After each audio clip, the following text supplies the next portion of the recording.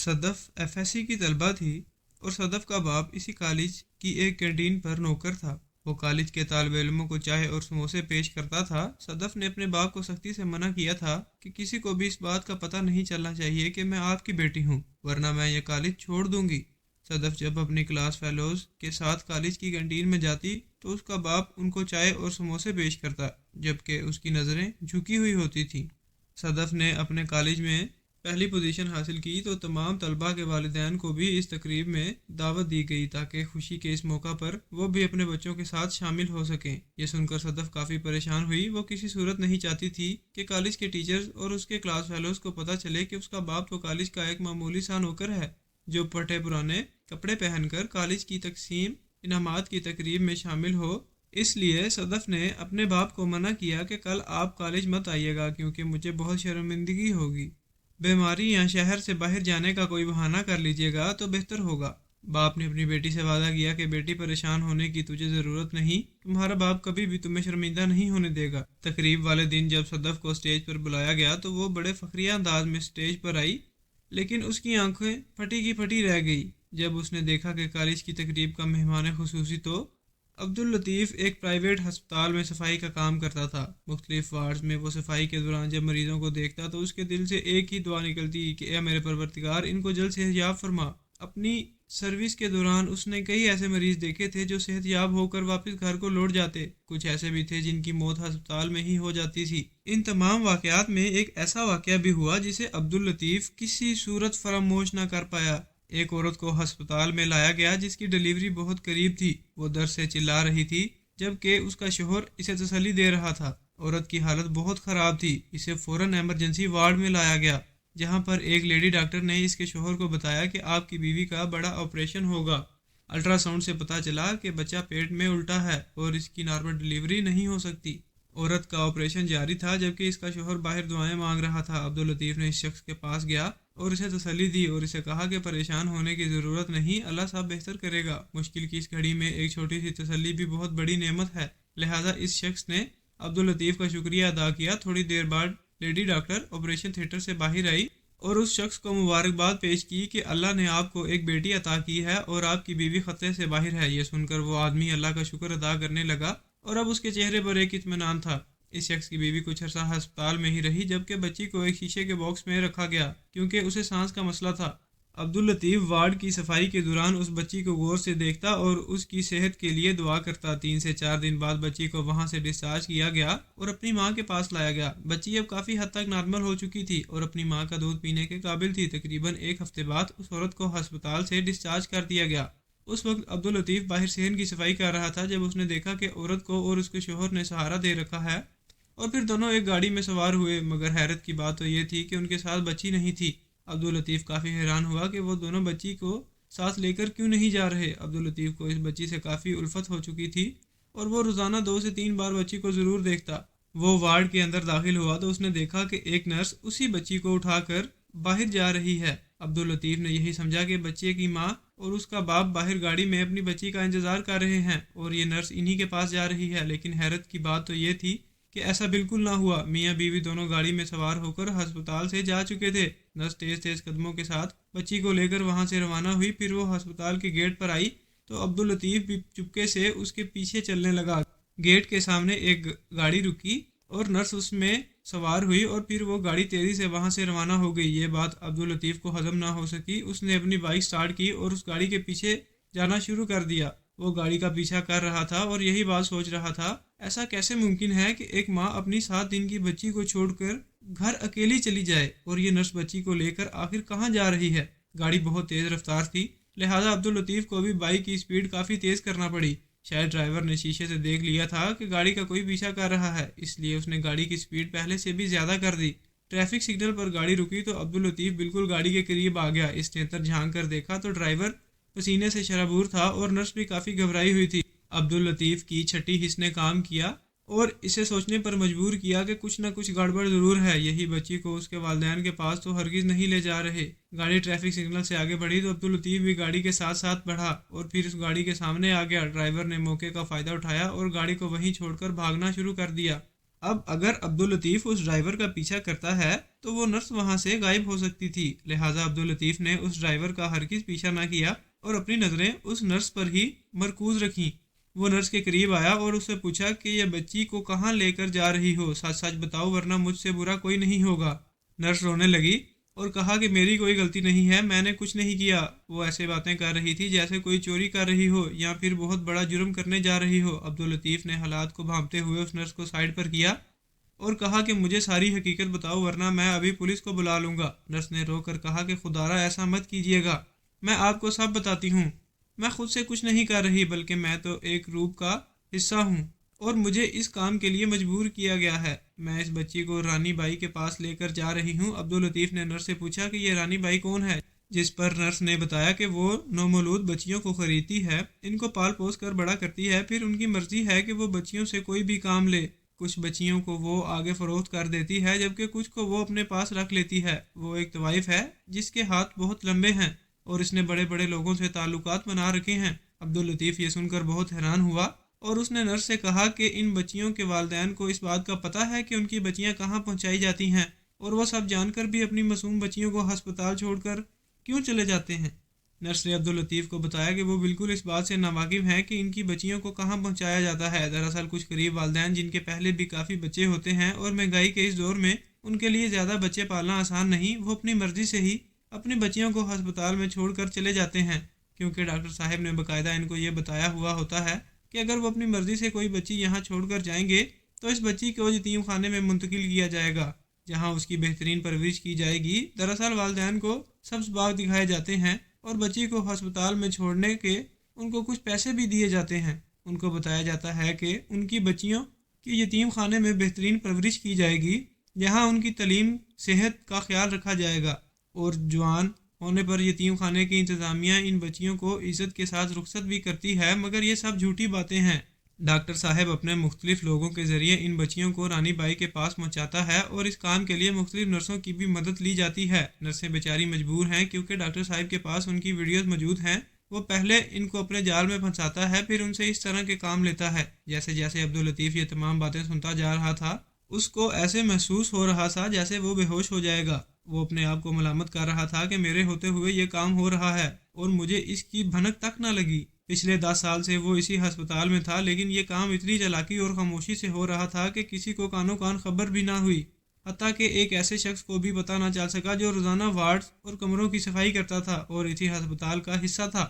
مگر اب اس نے ٹھان لیا کہ وہ یہ مکروہ دھندا بند کروائے گا اور مجرموں کو سزا ضرور ملے گی۔ حیوان معصوم بچیوں کو پیدا ہونے کے کچھ دن بعد ہی ایک ایسا ماحول میں پہنچا دیتے ہیں جو ایک جہنم سے کم نہیں۔ عبداللطیف نے تمام مجرموں کو کیفر کردار تک پہنچانے کی ٹھان لی۔ اس نے نرس سے کہا کہ اب کیا تم اپنے کیے پر پچھتا رہی ہو اور کیا تم میری مدد کرو گی تاکہ میں ان لوگوں کو پکڑوا سکوں؟ نرس نے کہا ہاں میں ضرور آپ کی مدد کروں گی، مگر میری جان کو خطرہ ہوگا۔ یہ لوگ کافی خطرناک ہیں، ان کا نیٹ ورک کافی وسیع ہے اور جب انہیں پتہ چلے گا کہ میں اب ان کے گینگ کا حصہ نہیں ہوں تو یہ مجھے مارنے کی پوری کوشش کریں گے۔ عبداللطیف بچی کو اپنے گھر لایا اور اپنی بیوی کی گود میں ڈال دیا، جبکہ نرس کو بھی باحفاظت اپنے گھر پہنچایا۔ اگر وہ ابھی آرام سے نہیں بیٹھ سکتا تھا، اس نے بہت سے لوگوں کو بے نقاب کرنا تھا۔ اگلے دن وہ نرس کو اپنے ساتھ لیے پولیس اسٹیشن لے گیا اور اس کے بیانات ریکارڈ کروائے۔ انسپکٹر صاحب نے نرس کو اس بات کا یقین دلایا کہ آپ کے ساتھ کافی رعایت کی جائے گی، لیکن شرط یہ ہے کہ تمہیں ہماری مدد کرنی پڑے گی اور جو لوگ اس مکروہ دھندے میں ملوث ہیں ان سب کو پکڑوانا ہوگا۔ سب سے پہلے پولیس نے اپنے سپاہیوں کی مدد سے اس ہسپتال پر چھاپہ مارا اور ڈاکٹر سمیت کافی لوگوں کو گرفتار کیا۔ ڈاکٹر صاحب کی اپنی 2 بیٹیاں اور ایک بیٹا تھا۔ جب اس کی بیوی کو پتہ چلا کہ اس کا شوہر تو ایک درندہ تھا تو اس نے اپنے شوہر سے خلا لے لی۔ یہ منظر بڑا عجیب تھا جب اس کی بیوی پولیس اسٹیشن آئی تھی اور اپنے شوہر کے منہ پر تھوک کر چلی گئی تھی۔ اپنی نفرت کا اظہار کیا اور کہا کہ مجھے ساری زندگی اس بات کا افسوس رہے گا کہ میں نے تم جیسے شخص سے محبت کی اور پھر شادی کی۔ اب رانی کو پکڑنے کی باری تھی۔ جب اس کے گھر پر چھاپا مارا گیا تو پتہ چلا کہ وہ شہر چھوڑ کر چلی گئی ہے اور تمام بچیوں کو بھی ساتھ لے گئی ہے جو کسی نہ کسی طریقے سے اس حد تک پہنچائی گئی تھی۔ رانی کا نمبر ٹریس کرنے کی کوشش کی گئی لیکن اس کا نمبر بن جا رہا تھا۔ اس نے اپنے پیچھے کوئی نشان نہیں چھوڑا تھا کہ وہ آخر کہاں گئی۔ نرس کے پاس رانی کی ایک ملازمہ کا نمبر تھا۔ جب نرس نے اس کے نمبر پر رابطہ کیا تو اس کا نمبر آن تھا۔ پولیس نے اس ملازمہ سے رابطہ کیا اور کہا کہ اگر تم ہمارے ساتھ تعاون کرو گی تو ہم بھی اس بات کا وعدہ کرتے ہیں کہ کوئی شخص تجھے کوئی نقصان نہیں پہنچا سکے گا اور گورنمنٹ کی طرف سے تمہیں انعامات بھی دیے جائیں گے۔ ملازمہ نے کہا کہ میں انعامات کے لالچ میں ایسا کچھ بھی نہیں کرنا چاہتی، بس گناہوں کی اس دلدل سے نکلنا چاہتی ہوں۔ ملازمہ کی مدد سے رانی کا ٹھکانہ معلوم ہو چکا تھا اور رانی کے ساتھ ساتھ ان لوگوں کو بھی گرفتار کیا گیا جو ہمارے علاقے میں بظاہر تو بڑے معزز بن کر پھرتے تھے، لوگوں کی خدمت کرنے کا جذبہ رکھتے تھے، لیکن اندر سے وہ شیطان تھے۔ بہت سے لوگ عبداللطیف کی وجہ سے بے نقاب ہو چکے تھے اور سب سے بڑھ کر وہ لاوارث بچیاں جو رانی کے ڈیرے سے برآمد ہوئی تھیں، عبداللطیف کی وجہ سے وہ بچیاں گناہوں کی اس دنیا سے محفوظ رہیں۔ ان معصوم بچیوں کو آنے والے دنوں کے لیے تیار کیا جا رہا تھا۔ ایسے بدبخت لوگ جو اپنی بیویوں کے ہوتے ہوئے بھی نوجوان لڑکیوں کے عادی تھے۔ جب پیٹ میں حرام کا لقمہ ہو تو اس طرح کے حرام افعال کا انسان عادی ہو جاتا ہے۔ یہی معاملہ ان لوگوں کے ساتھ تھا جو شراب کے نشے میں نوجوان لڑکیوں کا رقص دیکھتے تھے، پہلے ان کو نظروں سے نوچتے تھے، پھر ان کے جسموں کے ساتھ کھیلتے تھے۔ عبداللطیف کو حکومت کی طرف سے بڑے انعام و کرام سے نوازا گیا، مگر عبداللطیف ایک ایسا اعلیٰ ظرف انسان تھا، اس نے اس نرس کو فراموش نہ کیا جس کی مدد کے بغیر وہ ایسا نہیں کر سکتا تھا۔ بہت سے لوگ بے نقاب کیے اور پھر ان معصوم بچیوں کو یتیم خانے میں منتقل کیا گیا۔ اس کے بعد عبداللطیف اس جوڑے کے پاس گیا تھا جو اپنی معصوم بچی کو چھوڑ کر چلے گئے تھے۔ عبداللطیف نے رو کر کہا تھا کہ تم لوگوں نے ایسا کیوں کیا؟ ایک معصوم بچی کو جہنم کی آگ میں جلا کر کیوں چلے گئے تھے؟ وہ سب رو رہے تھے اور کہہ رہے تھے کہ ہم نے غربت کے ہاتھوں مجبور ہو کر یہ سب کیا تھا، لیکن ہمیں یہ بتایا گیا تھا کہ آپ کی بیٹی محفوظ ہاتھوں میں ہے اور ان کو یتیم خانے منتقل کیا جائے گا۔ ہمیں نہیں معلوم تھا کہ وہ ظالم انسان ہماری بیٹی کو ایک طوائف کے ہاتھوں بیچ دے گا۔ عبداللطیف نے وہ معصوم بچی ان کے حوالے کی اور بہتے ہوئے آنسوؤں سے کہا کہ اس کا خیال رکھنا، یہ کلی کہیں مرجھا نہ جائے۔ وہ اپنے آنسوؤں کو چھپانے کی کوشش کر رہا تھا، جبکہ وہ دونوں عبداللطیف کے دل کا حال معلوم کر چکے تھے۔ بچے کی ماں نے عبداللطیف کو آواز دی اور کہا کہ بھائی، میں ایک ماں ہوں اور اس بات کو سمجھتی ہوں کہ آپ کا دل اس بچی کے لیے تڑپ رہا ہے۔ میں ایک ماں ہونے کے ناطے اپنے بھائی کو یہ بچی دے رہی ہوں، اس کا خیال رکھنا۔ آج سے آپ ہی اس کے وارث ہیں۔ عبداللطیف نے اس بچی کو سینے سے لگایا اور اپنے گھر لے آیا۔ عبداللطیف نے اس بچی کا نام صدف رکھا تھا۔ اس کی اپنی کوئی اولاد نہیں تھی، لہٰذا اس نے بچی کو بڑے نازوں سے پالا، خود محنت مزدوری کر کے صدف کو ہر آسائش فراہم کی۔ صدف سے عبداللطیف کی محبت کا یہ عالم تھا کہ آدھی رات کو ایک بار صدف کو ہلکا سا بخار ہو گیا۔ ساری رات وہ سو نہ سکا، بار بار صدف کا بخار چیک کرتا تھا اور ساری رات مصلی بچھا کر اپنی بچی کے لیے دعا کرتا رہا۔ صدف ابھی چھوٹی بچی تھی، وہ اس بات سے ناواقف تھی کہ اس کا باپ اسے کتنی محبت کرتا ہے، مگر وہ جیسے جیسے بڑی ہوئی وہ اپنے آپ کو خوش نصیب سمجھتی تھی کہ اس کا اتنا اچھا باپ ہے جو اس سے اتنی محبت کرتا ہے۔ عبداللطیف نے ہسپتال کی وہ جاب چھوڑ دی تھی کیونکہ ہسپتال مکمل طور پر بند ہو چکا تھا۔ سارا عملہ وہاں سے فارغ ہو گیا تھا اور عبداللطیف اب وہاں جاب نہیں کرنا چاہتا تھا، لہٰذا اس نے کالج میں ایک کینٹین پر جاب کرنا شروع کی۔ صدف ایک ذہین بچی تھی جو شروع سے ہی ہر کلاس میں ٹاپ کر رہی تھی، مگر میٹرک کے بعد وہ جیسے ہی کالج میں پہنچی تو اسے پتہ چلا کہ اس کا باپ تو اسی کالج کی کینٹین میں ایک نوکر ہے جو کالج کے بچوں اور بچیوں کو چائے اور سموسے پیش کرتا ہے۔ یہ کالج بہت بڑا تھا اور مہنگا بھی تھا، مگر چونکہ میٹرک میں صدف نے اعلیٰ نمبر لیے تھے اور پورے بورڈ میں پہلی پوزیشن حاصل کی تھی، اس لیے اس کا اس کالج میں فری میں ایڈمیشن ہوا تھا اور ماہانہ وظیفہ بھی ملتا تھا۔ یہاں امیر و کبیر گھرانوں کی لڑکیاں اور لڑکے تعلیم حاصل کر رہے تھے۔ وہ بڑے بڑی گاڑیوں میں ادھر آتے تھے اور صدف ان کو دیکھ کر کافی متاثر ہوئی اور اس کے دل میں بھی اس خواہش نے جنم لیا کہ کاش وہ بھی بڑی سی گاڑی پر آتی، مگر اب اپنے باپ کی وجہ سے پریشان تھی۔ جب اس نے اپنے باپ کو پھٹے پرانے کپڑوں میں دیکھا کہ وہ کالج کی لڑکیوں اور لڑکوں کو چائے اور سموسے پیش کر رہا تھا تو اسے بہت شرمندگی محسوس ہو رہی تھی۔ کالج کے پہلے دن ہی اس نے اپنے باپ سے گھر جا کر کہا کہ بابا، آپ کالج کی یہ نوکری چھوڑ دیں، کالج میں کوئی شخص بھی نہیں جانتا کہ میں آپ کی بیٹی ہوں، اور اگر کسی کو اس بات کا پتہ چل گیا تو میں شرم سے پانی ہو جاؤں گی اور کالج میں پڑھنا میرے لیے ممکن نہیں رہے گا، لہٰذا میں آپ کی منت کرتی ہوں کہ آپ کالج کی یہ جاب چھوڑ دیں اور کسی کو مت بتائیے گا کہ میں آپ کی بیٹی ہوں۔ عبداللطیف نے صدف سے کہا کہ بیٹا، یہاں کینٹین میں ملازمت کرنا میری مجبوری ہے، میں کوشش کرتا ہوں کہ کہیں اور نوکری کا بندوبست ہو جائے، لیکن اس وقت تک میں یہ ملازمت نہیں چھوڑ سکتا۔ اور ہاں، تمہیں پریشان ہونے کی ضرورت نہیں، میں تم سے وعدہ کرتا ہوں کہ کسی کو اس بات کا پتہ نہیں چلے گا کہ صدف کا والد اس کالج کی کینٹین میں ملازم ہے۔ وہ اپنے دوستوں کے ساتھ کینٹین جاتی تھی اور اس کا والد سر جھکا کر اس کو چائے اور سموسے پیش کرتا تھا اور جلدی جلدی واپس چلا جاتا۔ اس کا بہت دل کرتا تھا کہ وہ اپنی بیٹی کو دیکھے، مگر وہ اس خوف کی وجہ سے اپنی بیٹی کی طرف دیکھتا بھی نہیں تھا کہ کہیں صدف ناراض ہی نہ ہو جائے۔ وہ کسی صورت بھی اپنی بیٹی کی ناراضگی برداشت نہیں کر سکتا تھا۔ ایک دفعہ اس کی بیوی نے عبداللطیف سے کہا کہ آج صدف جب کالج سے واپس آئے گی تو میں اس سے بات ضرور کروں گی اور اسے بتاؤں گی کہ آج وہ جس مقام پر ہے صرف اور صرف آپ کی وجہ سے ہے۔ میں نے کبھی سوچا بھی نہیں تھا کہ وہ ایسا کرے گی۔ عبداللطیف ہاتھ جوڑ کر اپنی بیوی سے یہی کہتا تھا کہ خدارا ایسا مت کرنا، اور خبردار اگر تو نے صدف کو کچھ بتانے کی کوشش کی تو وہ جس طرح ہر کلاس میں اعلیٰ نمبر لیتی آئی ہے اسی طرح مجھے امید ہے کہ وہ اس کالج میں بھی ٹاپ کرے گی۔ ڈاکٹر بننا اس کا سپنا ہے اور انشاءاللہ اس کا یہ سپنا ضرور پورا ہوگا۔ عبداللطیف کی اپنی بیٹی کے لیے دعائیں رنگ لائیں اور اس نے کلاس میں ٹاپ کیا، نہ صرف کلاس میں بلکہ پورے بورڈ میں دوبارہ پہلی پوزیشن حاصل کی۔ جگہ جگہ سڑکوں پر صدف کے پوسٹر لگے ہوئے تھے۔ پاس ہونے والے طالب علموں کے لیے کالج میں ایک تقریب کا انعقاد کیا گیا اور تمام طالب علموں کے والدین کو بھی اس تقریب میں شمولیت کی دعوت دی گئی۔ مگر اس موقع پر صدف نے اپنے باپ سے کہا کہ بابا بہتر یہی ہے کہ آپ کچھ دنوں کے لیے شہر سے باہر چلے جائیں۔ عبداللطیف نے بیٹی کے سر پر ہاتھ رکھا اور کہا بیٹی فکر کرنے کی کوئی ضرورت نہیں، میری وجہ سے تم کبھی بھی شرمندہ نہیں ہوگی، یہ باپ تمہارا سر کبھی نہیں جھکنے دے گا۔ تقریب کے دن صدف کو اسٹیج پر بلایا گیا۔ پرنسپل کے ساتھ شہر کے اعلیٰ شخصیات بیٹھی تھی، مگر پرنسپل صاحب کے ساتھ والی کرسی پر جب صدف کی نظر پڑی تو اس کی آنکھیں باہر آ گئی جب اس نے دیکھا کہ پرنسپل صاحب کے ساتھ اس کا باپ بیٹھا ہے، وہ بھی مہمان خصوصی کی حیثیت سے۔ صدف کو اپنی آنکھوں پر یقین نہیں آ رہا تھا۔ تعارف کے دوران پرنسپل صاحب نے بتایا کہ ہمارے درمیان ایک ایسا عظیم شخص موجود ہے جس نے آج سے 20 سال پہلے ایک بچی کو گود لیا تھا، ایک ایسی بچی جس کی وجہ سے اس نے تقریباً 7 بچیوں کی زندگی بچائی تھی، اور وہ بچیاں آج اس تقریب میں شامل ہیں۔ یہ وہ شخص ہے جس نے اپنی جان پر کھیل کر ان بچیوں کو عزت والی زندگی دی۔